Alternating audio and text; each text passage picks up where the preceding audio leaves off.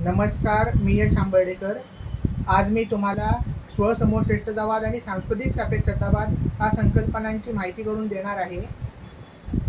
स्वसमूहश्रेष्ठतावाद याचा अर्थ स्वतःची समूहाची संस्कृती श्रेष्ठ आहे असा विचार। हा एक संकुचित दृष्टिकोन आहे। यामध्ये स्वतःच्या समूहाचीच म्हणजे संस्कृती श्रेष्ठ मानली जाते।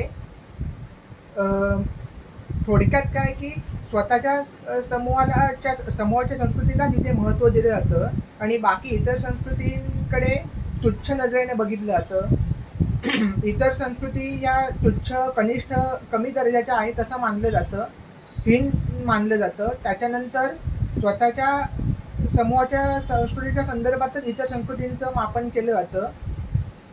त्याच्यानंतर काही समाजशास्त्रज्ञ असं म्हणतात की सामूहिक एकोपा वाढण्यासाठी या विचारधारेची मदत होते। त्याच्यानंतर सांस्कृतिक सापेक्षतावाद याचा अर्थ जगातील सर्व संस्कृती श्रेष्ठ आहेत असा विचार। त्याच्यानंतर जगातील सर्व संस्कृती श्रेष्ठ आहेत असं यामध्ये मानलं जातं।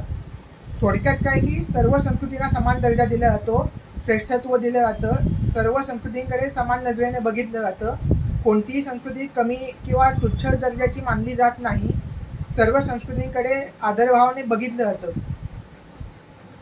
थोडक्यात या दोन संकल्पना आहेत त्या या प्रकारे स्पष्ट करता येऊ शकतात।